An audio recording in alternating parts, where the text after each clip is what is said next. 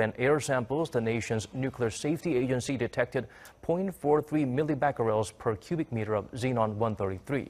The findings come 5 days after the regime carried out its strongest nuke test to date on Sunday.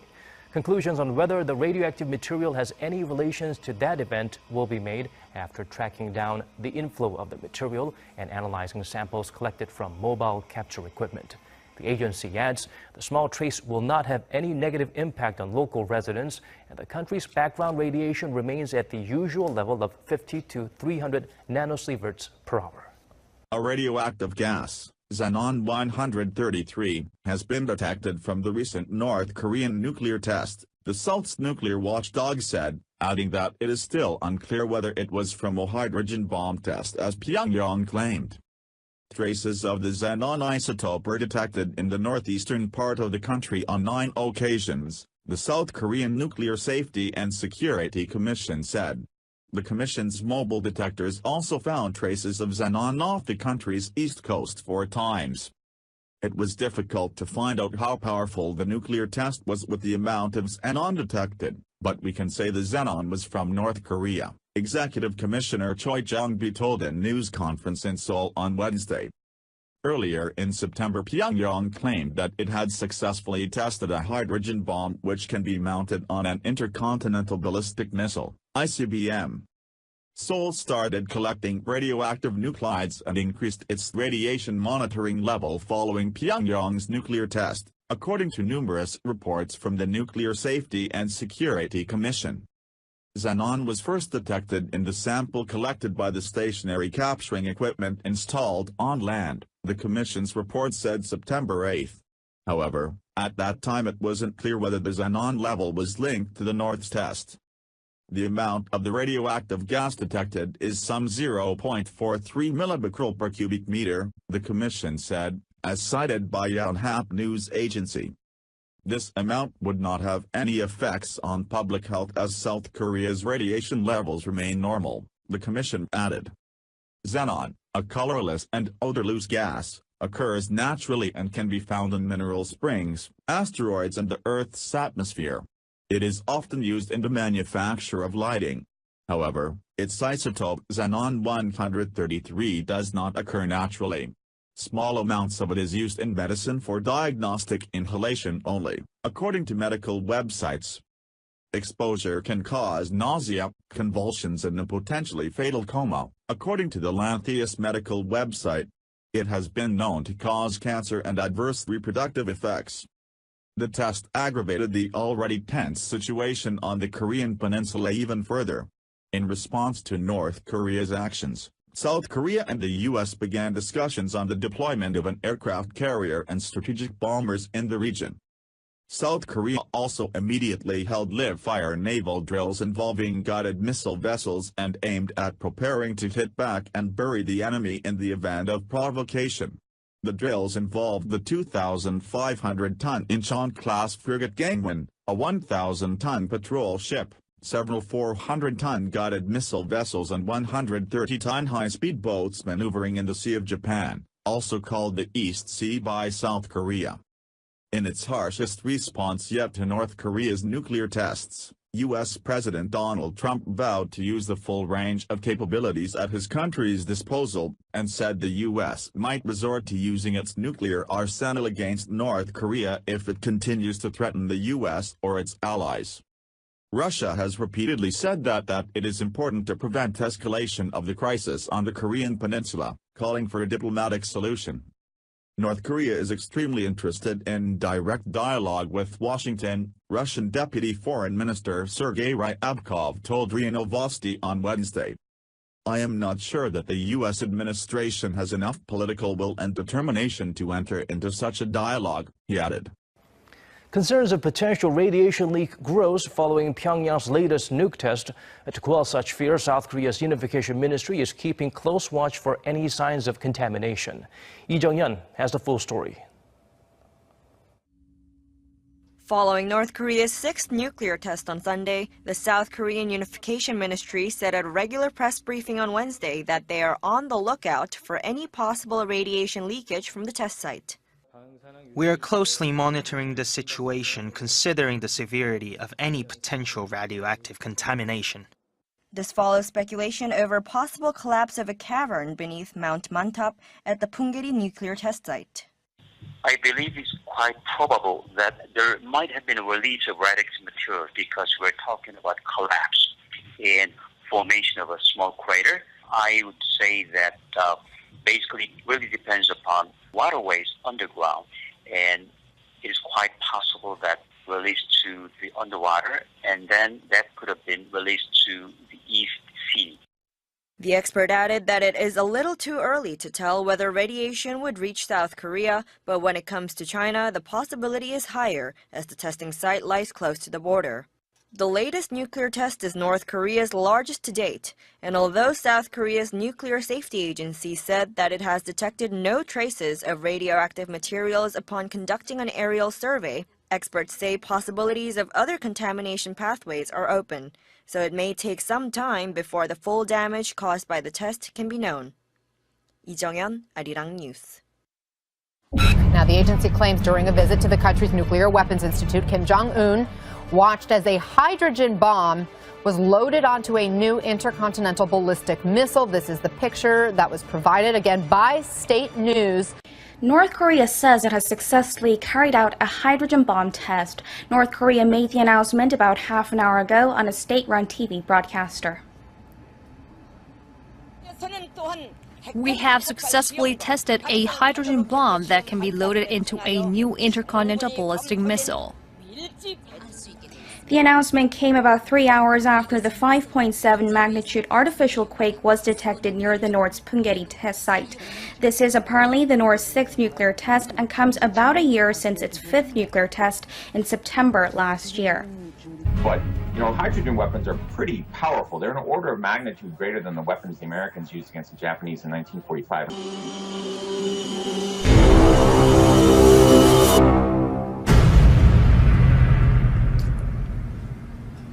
We didn't know what we did, really.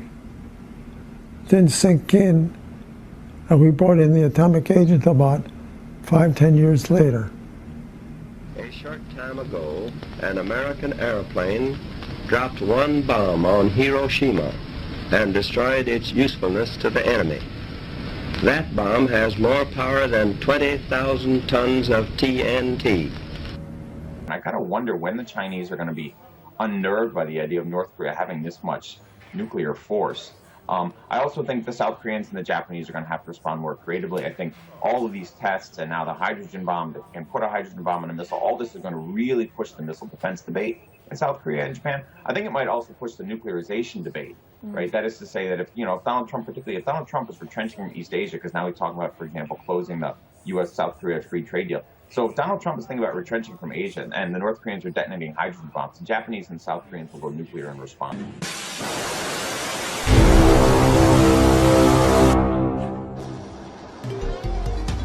North Korean nuclear warheads, an apparent reality. The U.S. Defense Intelligence Agency says it reached a conclusion last month that North Korea has successfully built a miniaturized nuclear warhead it could fit inside its missiles. Other experts have said in recent months that such an advancement by Pyongyang was probably years away as the Kim Jong-un regime pursues to become the world's 9th full-fledged nuclear power. The Washington Post newspaper quotes the defense agency's assessment that North Korea has produced nuclear weapons for ballistic missile delivery, to include delivery by intercontinental ballistic missiles. North Korea has said in recent days that the ICBM it tested in a launch last month was capable of hitting the United States mainland, an advance it had not previously claimed. It is not known whether North Korea has tested a smaller nuclear warhead, although it said last year it had. Closer cooperation between Britain and Japan over the issue of North Korea. Prime ministers of the two allies have reaffirmed their commitment to stopping the North's aggression and pressed China to do more to control the regime. Through our deepening security partnership, we must work together to enhance our collective response to the threats to the international order and global peace and security, and that must include confronting the threat that North Korea poses and ensuring that this regime in North Korea stops its aggressive acts. North Korea's reckless action of sending another missile over the skies of Japan is a threat. Japan and Britain will cooperate to counter this. Both countries have robust ballistic missile capabilities and the ability to perform this mission. However, there is a tremendous amount of value in us being able to move those parts and pieces around, deploy and redeploy our forces and their forces to be ready to respond to any contingency. It adds flexibility to the alliance, the U.S.-Japanese alliance, and the ability for us to work together in meeting our joint mission, providing security to both of our countries and the region. State media declared North Korea as a proud nuclear state with an ICBM rocket that can now target anywhere in the world. Media reports referencing the Defense Intelligence Agency report say it is believed Pyongyang has now amassed 60 nuclear weapons, although some experts think the number is smaller, perhaps half that. The DIA's reported conclusion comes as the United Nations Security Council unanimously imposed new sanctions on Pyongyang in an effort to cut $1 billion of its $3 billion in annual export income. One of the consistent themes we've been hearing from security officials, intelligence officials, since President Trump came on board is the concern they have about North Korea and about how rapidly it's advanced its capabilities. This past May, during the annual Worldwide Threats Assessment hearing that Congress has, the Director of National Intelligence, Dan Coates, spoke, and he spoke about a photograph that they had, Kim Jong-un photographed beside a nuclear warhead, and the way it was set up, it looked as though they had, at that point, a nuclear warhead that could fit into a missile, i.e. they've miniaturized the nuclear warhead for an ICBM. This is something that military officials, Pentagon officials have been worried about for quite a long time. As far back as 2014, the commander of U.S. forces in Korea had warned that the assessment was North Korea had the capability to do this, although it had been several years before they had seen them try to do that or test out the capability. Obviously, of late, they've been ramping up the testing. The curve has advanced in terms of what they've been able to do, and so there's significant concern about what this means because North Korea does like to shake things up on the Korean Peninsula and in East Asia. Fox News alert on North Korea. The regime now claiming it's developed a hydrogen bomb. Pyongyang state media saying the weapon can be mounted on an intercontinental ballistic missile. They say leader Kim Jong-un personally inspected this bomb. This after the regime's latest weapons test earlier this week when it sent a projectile flying over Japan. No immediate response from the Pentagon. North Korean state news now reporting that the regime has, quote, succeeded in making a more developed nuke. Now, the agency claims during a visit to the country's nuclear weapons institute, Kim Jong-un watched as a hydrogen bomb was loaded onto a new intercontinental ballistic missile. This is the picture that was provided again by state news. Let's bring in Lieutenant Colonel Rick Francona for some insight here. Obviously, you have to take all of this as a grain of salt to some degree, Colonel, because it is the state-run news agency providing this. This is some propaganda from the regime. But how significant do you think this is? Well, if it's true, this is a major step forward. We've been watching this for some time now. We know that they've developed an intercontinental ballistic missile because we can see that. What we've not been able to see is actually the development of a warhead. If they've been able to miniaturize a nuclear weapon down to the size that they can put it on the top of an ICBM, they've got a real capability to strike the United States. What do you see in this picture? Well, you know, it's hard to determine exactly what that is, but that's a pretty good size weapon, but that's small enough to put into an ICBM warhead. Now, we don't know that this is actually real. We also don't know how survivable this will be once they launch it. So there's going to have to be a series more tests before this is really viable. But this, if that is a hydrogen bomb, and it fits into a capsule that can fit onto an ICBM, that is a giant leap forward in their technology. We're getting new information about the magnitude of that seismic activity, that explosion in northeastern North Korea. We're now hearing, according to the U.S. Geological Survey, that it was of a magnitude 6.3. That is an upgrade of the initial number of 5.2. We're now hearing that indeed it was a massive explosion of 6.3 on the Richter scale. We, of course, working to get more details, but we can tell you that the South Koreans and the USGS have all said that this was a man-made development, a man-made explosion. So in the past, when we've seen this, these earthquakes, this kind of seismic activity, it has been tied to nuclear tests. Let me just run through for you the 5 previous nuclear tests we've seen take place in North Korea. The first, in 2006, was estimated to be about a kiloton, just a fraction of the size of the bomb the U.S. dropped on Hiroshima during World War II. The second test, in 2009, was bigger, 2 to 6 kilotons, according to the Arms Control Association. A third test followed in 2013. That was the first one carried out under leader Kim Jong-un. In January of last year, a fourth nuclear test. This time, the regime claiming it successfully detonated a hydrogen bomb.